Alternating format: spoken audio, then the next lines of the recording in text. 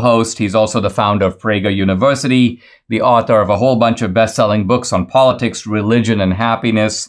We're going to talk about his new book, which is called The Rational Bible, Deuteronomy. By the way, also DennisPrager.com. That's the website. Dennis, welcome to the podcast. I'd like to start by asking you about the midterms. It seems that almost no one saw this coming. It's a rare case where the polls appear to have overstated Republican support. What do you think happened if the public is so intensely against what Biden is doing, low approval ratings, all this nonsense going on around the country? Why would the public turn around and take it out on the Republicans?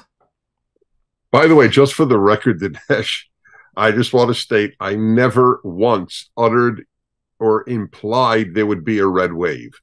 I find predictions to be almost foolish. I don't know why they're made. It doesn't help anybody.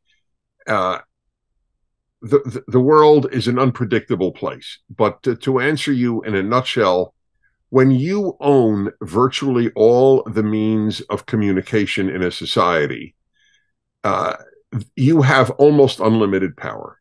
And people just need to understand that. All they hear is insurrection, threat to democracy, women's rights will send them back to the 19th century. And if that's all you hear, and that is all they hear, see, we who are conservative know exactly what they say. They don't know at all what we say.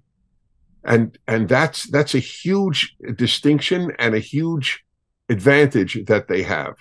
So living in the world that they live and arousing the passions that they do, if you vote Republican, you're voting to end this democracy. And if you deny that, you may be kicked off Facebook or Google or YouTube. That's an enormous advantage. But yes, the American people did seem to vote against its own interests. I put no sugar coating on this issue. It is a disgrace that the party that is wrecking our country won in the Senate, and that there is such a tight difference in the House. So what can I tell you? I mean, I think a point that you're highlighting that's critical here is that because we're in the political world, we assume that everybody is getting a fire hose of political information, whereas the vast majority of people are living in a kind of fog where they pay intermittent attention to politics only in perhaps the days or at most weeks leading up to the midterms, and then their sources of information are heavily skewed to one side, and that alone is almost like a kind of contribution to the Democrats that is being made en masse by the national media. That's right. And we are doing a great job within the world of the media that we control.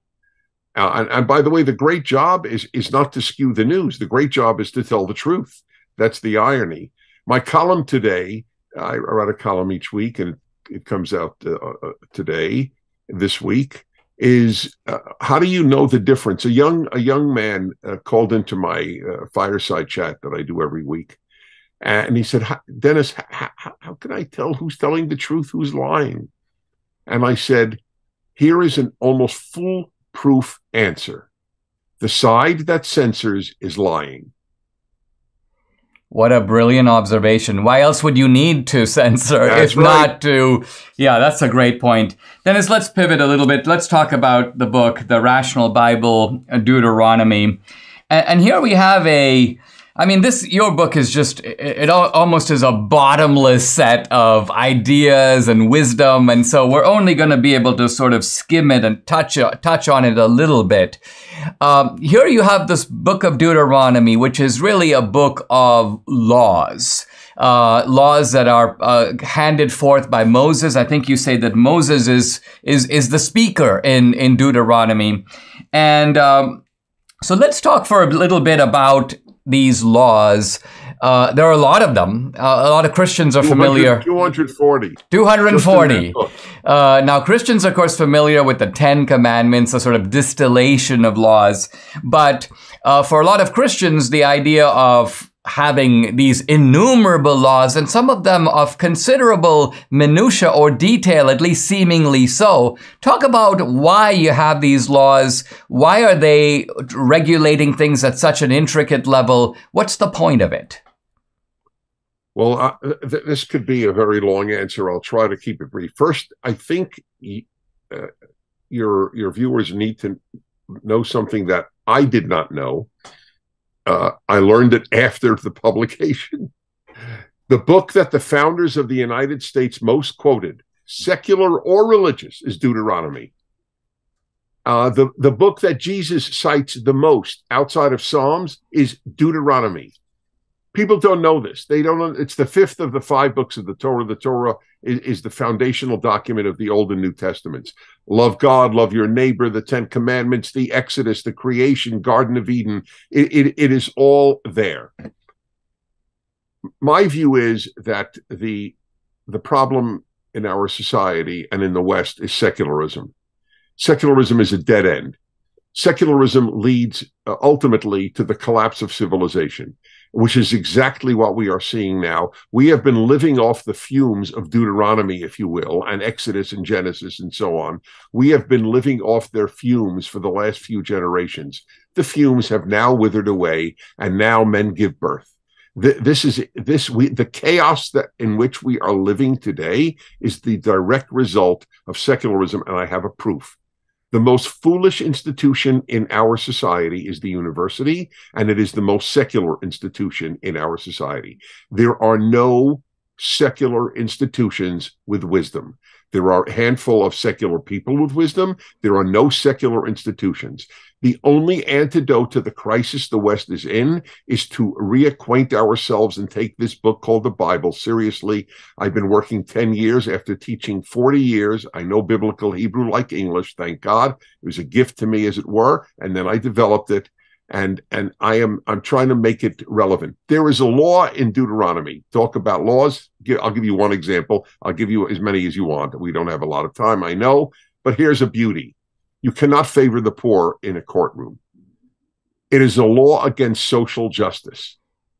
The Bible is only interested in justice. The left is interested, the anti-Bible world is interested in social justice. Just that alone is worth, as it were, the price of the book.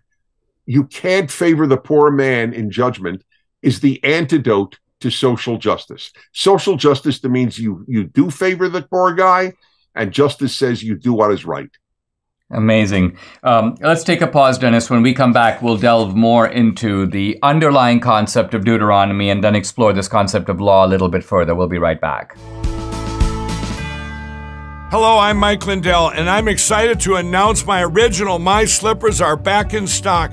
You've made them a huge success, and now I've added smaller sizes, larger sizes, wide sizes, and all new colors.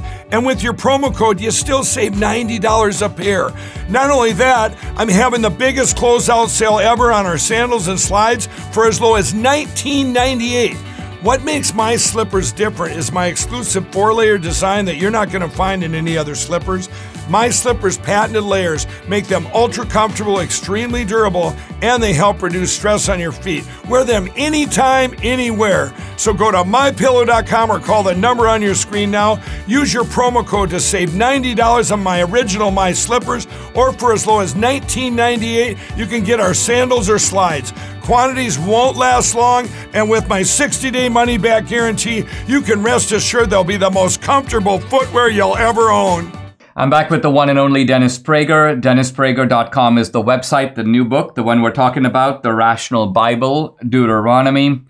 Dennis, you talk about in this book a concept that is often translated as revering God or respecting God. But you say, let's get down to it. The actual meaning of the biblical passage is fearing God. But it appears like there's something about our modern sensibility that recoils from the concept of fearing God. God is supposed to be, God loves us, we love God. You're not supposed to fear something that you love. You say that the fear of God is in some ways the beginning of wisdom, and explain why that is. Well, that quote is from the Bible, that wisdom begins with the fear of God. Look, the human being fears. We're born with fears. There's no way to eliminate fear in the human psyche, condition, and heart. So the question is not whether you will fear, it is what you will fear or whom you will fear. There is a great story. I want to just make clear, this is the third of my 5-volume commentary. Genesis and Exodus have been published. I didn't obviously go in order because this is the 5th book, but this is the third of my 5 volumes. In Exodus, there is a great story. The Pharaoh, who was a demigod, half god, half man, orders midwives to kill Hebrew babies that are born, Hebrew male babies, to drown them in the Nile. They didn't. They disobeyed Pharaoh. It's like disobeying Stalin or Hitler. They disobeyed him, and it says why. The hesitation is because I'm translating from the Hebrew. The midwives feared God. If you fear God, it is liberating.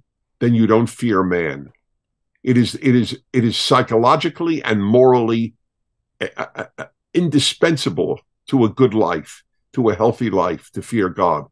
My claim is that during COVID, more churches and synagogues feared the CDC and the New York Times than they feared God. That is how powerful the notion is of fearing God. Dietrich Bonhoeffer, who died, the Christian pastor in Germany, who died because he resisted Hitler and the Nazis, he feared God more than Hitler. Most Christians in Germany feared Hitler more than God. This is not even an indictment. This is a description. By the way, this will blow your mind, Dinesh. There is one other being we are told to fear in the Bible: our parents. So here is an interesting little anecdote. I once asked on my radio show, if you didn't take drugs when you were young, when you were in high school, why didn't you? Virtually every person who called in said, because my mother would kill me. That's fascinating. And when I think about my own parents, I mean, I think I did have a kind of, you could almost call it a holy fear of them. A little bit of a holy fear. And interestingly, that holy fear did not dispel or even dilute my affection from them. I knew that their decisions were ultimately in my interest. And I guess I knew a little bit that a part of me had inclinations that went against my own long-term self-interest. And so I was counting on my parents to be kind of the enforcers of my own long-term self-interest. And I think, the Bible, of course, equates God with being our father. So it's interesting that this analogy holds both at the level of our own parents and people will notice what the left, which is the antithesis of biblical wisdom, what the left is doing more than anything else is undermining parental authority. Every cult, every totalitarian movement begins with the removal of parental authority. I mean, if you look also at, and you know this as well as anyone, the themes of our novels and our sitcoms, it's always that the parents are really stupid. And the young people always know what's really going on. And the audience is encouraged to identify with the rebellion against the parents. Now, one of the themes that you focus on is not merely parental authority, but I think an equally critical one, the distinction between the sexes and the different roles that those imply. There is a line in Deuteronomy, quote, "Neither sex may wear the clothing of the other sex." What does that mean today? It's clear. The Bible, the biblical theology rests upon distinctions. God does not create for 6 days. He creates the first day, then he creates animals, and he creates humans. Otherwise, the word create is never used. What God does for 6 days is make distinctions between light and dark, between dry land and sea, between good and evil, between man and woman, between man and God, between the holy and the profane.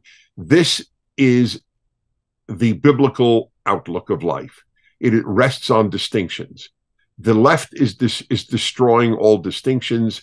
The most remarkable is male-female, which of course is essential to Genesis. And again, back to Deuteronomy, you can't wear the clothing of the other sex. Men can't walk around in women's clothing. And when you end biblical wisdom, you end up with men give birth, men menstruate.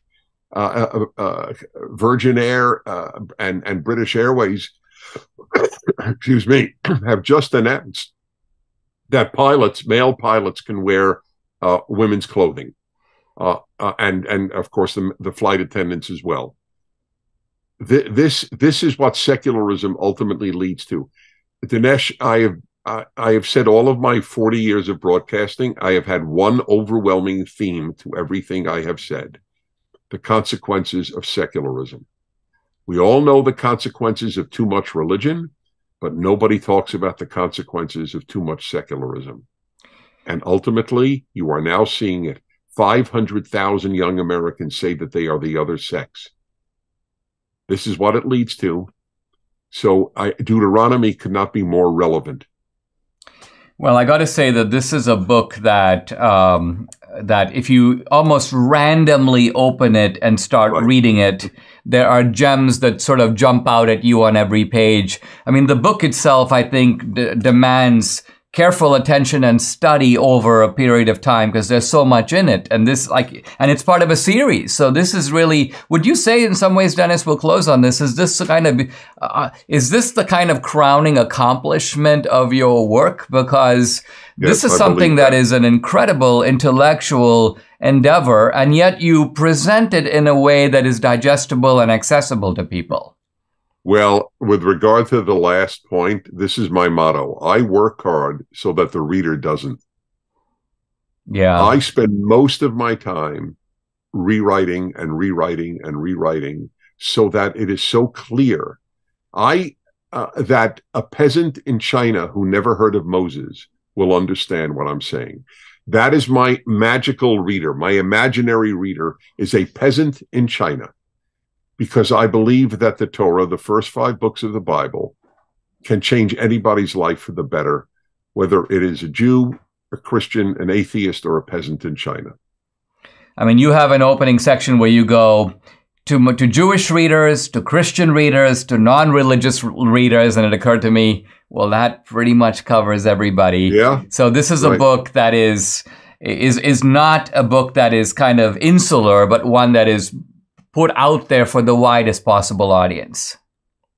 Well, I have a motto that when I began teaching the Torah at a Jewish seminary, and I saw that half my class were not Jewish, and it made sense to me. I used to say to them, the Torah is as much only for the Jews as Beethoven is only for Germans.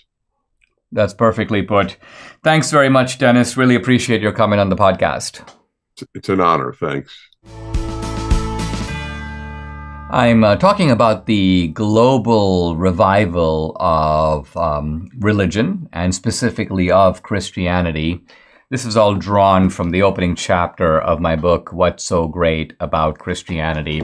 Maybe kind of cool if you get a copy of the book in paperback. You can follow along as I'm talking about all this. Now, as I mentioned, there's a kind of sweeping revival of Hinduism in India, Islam in North Africa, also obviously in the traditional Islamic world, but also in Asia, countries like Indonesia, and of course the revival of Islam in Turkey. Some people think this is some sort of a fundamentalist revival. And we keep hearing about Islamic fundamentalism, Hindu fundamentalism. In my view, this is a little dumb, because fundamentalism is, in fact, a concept internal to Protestant Christianity. There was a so-called fundamentalist movement about 100 years ago occurring in the United States.